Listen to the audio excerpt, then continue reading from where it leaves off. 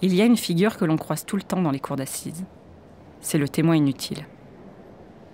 Le témoin a reçu sa convocation par la poste. À l'ouverture du procès, il est souvent déjà là, sa convocation à la main.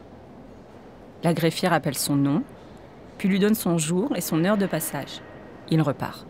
La procédure interdit qu'il reste dans la salle. Procès, crime et faits divers. Fenêtre sur cour. Les chroniques judiciaires d'Élise Costa.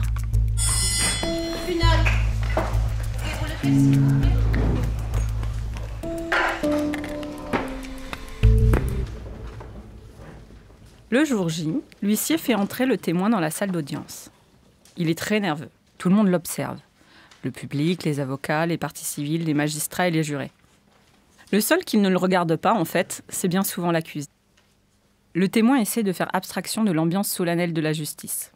Mais c'est compliqué. Alors il se concentre sur son manteau, sur l'endroit où il va poser son sac. Parfois, il adopte l'attitude de la personne qui ne compte pas s'éterniser.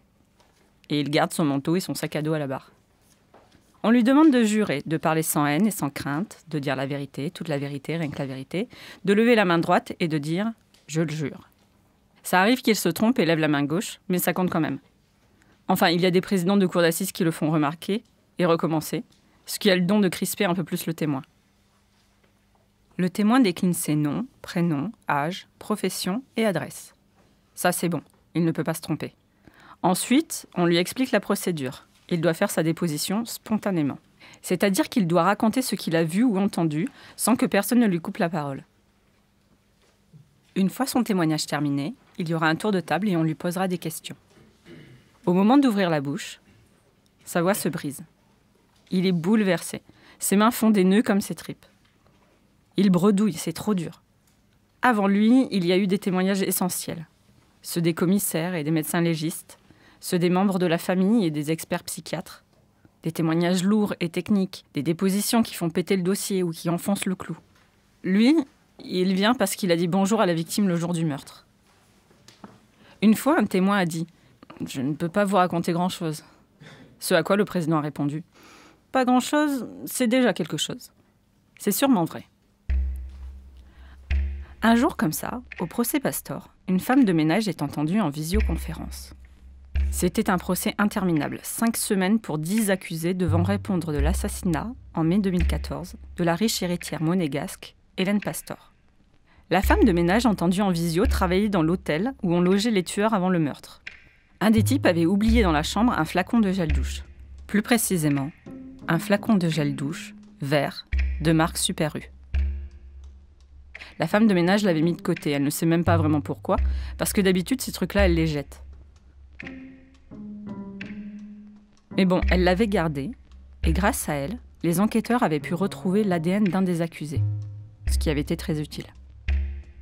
Comment aurait-elle pu penser que ce geste anodin l'entraînerait jusque-là? Le président la met en confiance, et d'une voix douce et posée, il dit « Allez-y, nous vous écoutons, madame ». Sur l'écran, la femme de ménage ouvre la bouche et fond en larmes. Elle souffle. « Ah, je peux pas, c'est trop difficile. » À côté d'elle, on entend le soupir à peine voilé de la greffière. C'est vrai que ça paraît étrange que le témoin inutile se mette dans tous ces états. Eh bien, ça paraît encore plus étrange au bout d'un certain nombre de procès. La première fois que l'on voit un témoin inutile perdre ses moyens, on trouve ça touchant. Les enquêteurs l'ont entendu, il a dû signer plein de papiers, ses amis lui en ont parlé, puis à chaque fois qu'un article sortait dans la presse, ils lui en ont reparlé. Et puis un matin, 4 ans après, on lui a demandé de venir témoigner à la cour d'assises. Il croyait que c'était fini.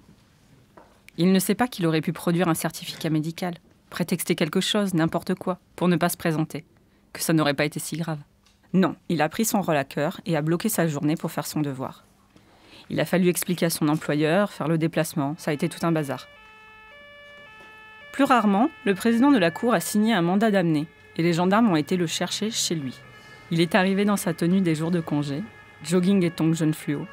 Il a eu l'impression qu'on venait chercher Al Capone. Souvent, il dit « J'ai hâte qu'on en finisse ». Mais au bout d'un moment, peut-être la 4e ou la 5e fois que l'on croise un témoin inutile dans une cour d'assises, ça ne prend plus. On a envie de le secouer, de lui dire qu'il ne craint rien, que c'est juste au cas où il se souviendrait d'un détail, ou au cas où il oublierait un détail, parce que c'est toujours profitable aux avocats de la défense, quelqu'un qui oublie un truc. On a envie de lui dire que ça ne servait à rien, de se retourner dans son lit la nuit d'avant, de se mettre la rate au courbouillon en pensant à ce qu'il allait dire. Parce qu'au fond, il n'est qu'une respiration dans les débats. À la fin de sa déposition, le président lui dit généralement « Merci, vous pouvez rester dans la salle pour assister à l'audience ou vous retirer. » Alors, souvent, le témoin choisit de se retirer, parce qu'il a ses enfants à aller chercher, un boulot à finir, une autre vie à mener, une chambre d'hôtel à nettoyer.